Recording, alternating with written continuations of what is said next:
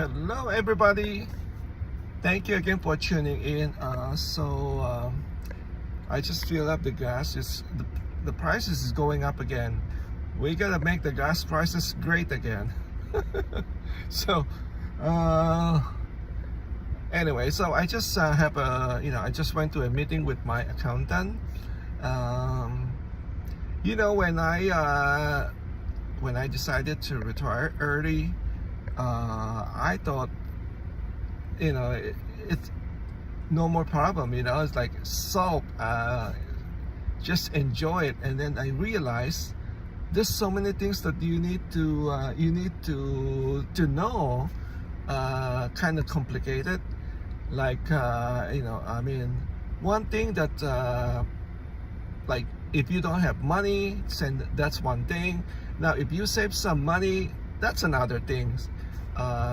So either way, it's gonna be there's gonna be problem. So you gotta just kind of go with the flow, I guess. Now let me see. When before, like when I was younger, I'm sure everybody have the same way of thinking. When I was younger, you always thought the parents teach you like you have to work hard, try to save money for your when you get old. So that's what I did. Try to always work hard and try to save every penny. I'm not saying that I'm very stingy. I'm not that crazy. I think I'm just like an average, in terms of spending money and saving money. I always make sure that I save money. Let's put it that way. And I've shared with my viewer that doesn't matter where's my income, whether my income is right here or is right there. My spending habit is always right here. Just very live like a modestly, live a simple life, not complicated. I don't I always, if I have to buy things, it's always have to be on sale or in a good deal. And then I've been coming to this my accountant for I think maybe 30 years. I don't know, this is what go back in the 90s. And then and she's been my accountant. She's also, I consider her a friend also. So she's very patient. Sometimes I will ask her, hey, listen, I don't have I don't have a big portfolio. I am just hardworking average Joe. But she treated me just like one of her clients. She's a person, doesn't matter if she's talking to a millionaire or an average Joe. She's treat everybody with patience, take her time. She doesn't look at your finances like some people, how they are they take care of the big clientele. And then when the average Joe, they try to hurry up, hey, come on, let's go, let's move. I got a bigger clients to tend to. But she's not that way. She's always very, very friendly, very low-key. So that's why I like her. And then she always try to explain to if I have a question, I always say this to her, say, can you explain to me like I'm a child, I want to make sure I understand, and I will even say, let's give an example. Let's say if I put down 1,000 and then how much taxes I will be paying, give me an example. And then she will put it on the computer and show me. I will say, okay, you earn this much, and let's say you invest this much, and then your deductible is this much, and then this is the taxes you're going to be paying, and this is the refund you're going to be getting. Let's say if you put on if you contribute to your IRA, you get a bigger refund. If you don't, you get this much refund, you know. She very, very nice, you know, always explained to me. And then when I was having a like problem, like because I have annuity, this was I have annuity like probably more than 20 years, and then I really don't, I'm not comfortable with my annuity because why? My annuity has changed company. This is the third time now. I started with, you know, I don't want to say the name yet, you know. I started with different name, and then it was sold to another company. After that, now this is the third one. So I just don't like comfortable. They keep changing. It's the same thing with the banking. The banking here, it's the same thing. I bank with somebody, and then now it's been changing hand. Like this is the third time. I guess this is all happening here in the US.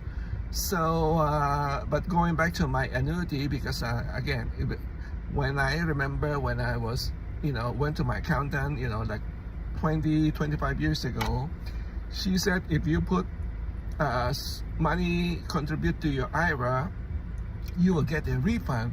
Hey, you know, when I heard that, I say, hey, of course I would like to, you know, contribute to my IRA. That's what I did. And so I went to my bank, and my bank, you know, suggests to me annuity. They always do. They push me for the annuity. It's not really my bank, but they have a broker, you know, in the bank that you know, they recommend that, you know, it's no fee, but you know, the fee is in the annuity. I mean, it sounds great. You say, hey, no, we don't charge, you know, there's no fee talking to a broker, or you know, doing like something like annuity, but it's really the annuity is in your portfolio. So it was explained. I said to them, you know, kind of complicated, you know, with annuity you have a rider, you have this and that, and so I say you kind of explain to me in a plain and simple. Okay, so the lady said to me, okay, so you're going to be earning at least a guarantee 7%, and then if the market go high, it will lock in, you know, that at that rate.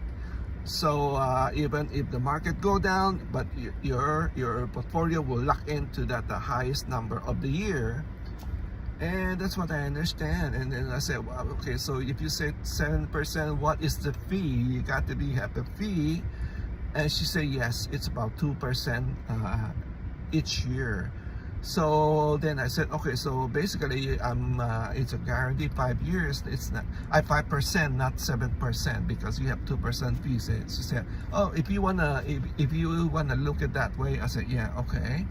So I said, all right. So at that time, I just kind of running out of time. I had to put money in the IRA so I can get my refund.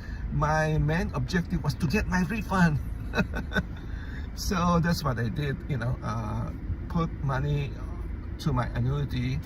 Fast forward 25 years later, I mean, the annuity has doubled. You know, whatever I put amount has doubled. So you know, can't complain that, you know. I mean, if I put it on the index fund, it will probably not only double, but maybe it will triple. Who knows, right? But I think based on the index fund, I think probably I will make more money on my investment. But hey, you know, it's already you know, that has, you know, it's already, I cannot take it back. But what I can do is moving forward in the future. So I decided that you know, I don't wanna take out my annuity because I don't really need it right now.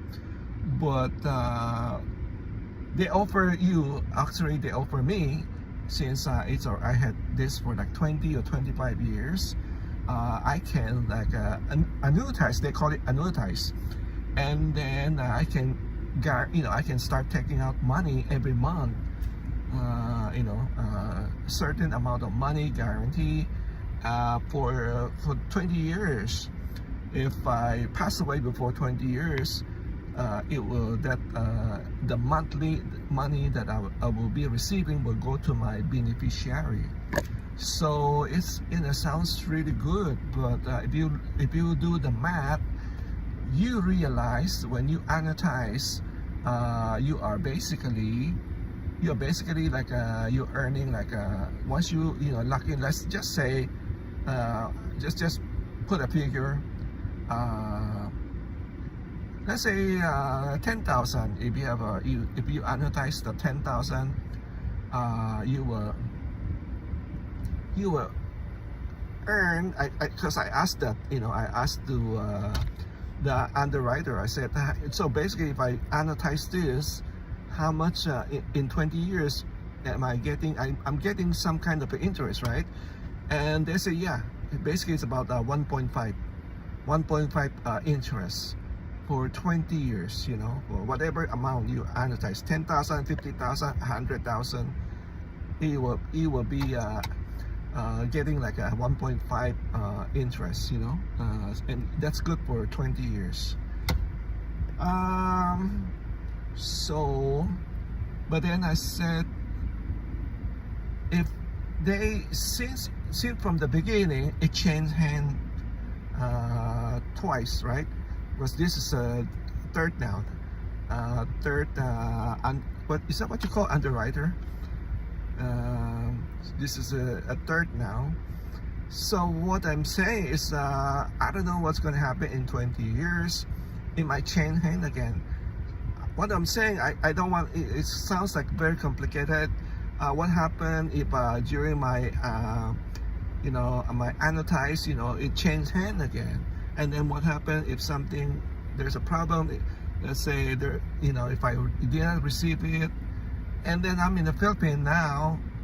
It seems like kind of, I don't know if you get what I'm trying to say, but it seems like it's going to be complicated because this company keep changing hand. I understand some other will say it will not affect you because they still have to, whoever took over will honor your annuitize, will still continue pay you. I understand that, but I'm always like, what if there's a problem, and then I'm in the Philippines or somewhere, and then it's kind of hard to reach or something like that, or I'm getting older, or of course when you get older, your brain function is not as as sharp as when you were younger. So I'm thinking ahead. So I said, I don't want this. I don't want to annuitize. And I did my research. I said, how many people have annuitized their annuity? And that not that many. Probably I would say in about 15%, only 15% in the US has decided to annuitize their annuity. So I said, no, I don't want to go that route. I don't want to cash in my annuity, but I want to roll over to my IRA. So I just want to roll over, and then I will just once it roll over, I will put that fund in index. That is my that is what I want anyway in the first place. Just put it in the index fund, so that's what I did. I did that like 2 weeks ago. I'm still waiting. I'm still waiting for the completion of the rollover. When you do a rollover, you don't have to pay right away. Because you're not withdrawing. You just roll over to a different account. So I'll let you guys know once it's complete, and then I'll tell you more about maybe some other people also want to do that. They don't want to annuitize their, and I'll give you the pros and cons. Why, I already said it, but I was trying to explain better, on a different video. So anyway, that's my one of my dilemma about the surprises that you learn. And then also one other thing is I also find out, it's not like I just find out, I find this out about last year. You also, when you reach to a certain age, there's a certain thing called RMD. You are forced to withdraw like 4% of your savings from your IRA. You have to withdraw. You have no choice. You have to withdraw. You have to withdraw 4% each, at least 4% each year. That means you have to pay your tax. Whether one way or the other, you have to pay the taxes. Otherwise, if you don't pay and you die or you pass away, and it go to your beneficiary, they have to pay the taxes. But of course, when you reach to your retirement age, you try to minimize, your taxes. That's why I was talking to my accountant, getting advice, and she was very helpful. Because I was thinking of asking her. She did tell me about that rollover. Because I said I'm not too crazy with my annuities. She said you can roll over to your IRA and then put it wherever you want. So you don't have to pay the tax right now because you're not withdrawing anyway. And then every time I go to a different financial advisor, I've been to 3 already last year, they all want to roll over to another annuity. I said, I don't want an annuity. It's kind of complicated. There's a rider, there's it's just like there's a kind of fixed annuity, a variety annuity. There's 3 of them. Mine was a variety, and they want to put me on a fixed annuity. I think it will have like a 5%. You make 5%, and then of course, then if you want a rider, you have to pay certain fee for the rider. So I said no. I try to make it more simple, because index fund, and it's already proven. I put it on an index fund. You almost guarantee like a 10%, 9% if you want to be more conservative. Assessment like 9%. But that's, I have index fund, and it was making actually make more than 10%. But I just want to give a low expectation than to have a high expectation. So anyway, what else I want to say? Oh, the other thing is I was thinking of converting my IRA to Roth IRA. But then after talking to her, she said probably for now, you, instead of converting from IRA to Roth IRA, then I'm not going to enjoy the deductible or the benefit of a deductible. So she was suggesting that instead of doing that, I can just withdraw from my IRA. Why don't I just withdraw like maybe 20,000 or something like that, just so I can have more spending money. And then if I don't use it, I can just put that, of course, when I withdraw, let's say 20,000, I have to pay the taxes. And then that's why she gave me the bracket, and then how much taxes you'll be paying. And then I can put that, if I don't spend it, I can put that into a Roth IRA. And then once it's in the Roth IRA, I don't have to worry about the taxes over there, because it's already paid. So yeah, that's what she's trying to say is don't convert the whole IRA to a Roth IRA. Don't do it the whole thing right away. Do it slowly, so you don't pay too much taxes. Something like that. And it makes sense. So it makes sense. I say, yeah, okay, that's good.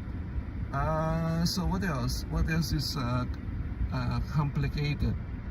I think that's it for now. Yeah, I've been doing a lot of research, and also going to like those things like a seminar. And the other thing I have to do is I have to update my living will. Living will is about something happened to you, what what, so the people will know what to do with you. You want to be on oxygen or something like that, or you don't, Anyway, so I have done it before. I've done it, but I use those software. I think something like Quicken software, doing the living will. That was like more than 10 years ago. So I need to update that. Actually, I'm gonna go to like a seminar. A lawyer's doing that seminar. I'm gonna go there and try to learn more about it. It's more complicated. It's not that not as simple, I guess. So there's a lot of things to learn. I hope if you are thinking of retiring, you do your your research, learn about these things, so it doesn't surprise you. It didn't surprise me. I already know that since last year. I'm just sharing this information. Anyway, so thank you again for watching. Let me know your thought. If you have annuity, give me your pros and cons about annuity. I would love to hear from you. Okay, thank you again. Take care, stay safe. Bye bye.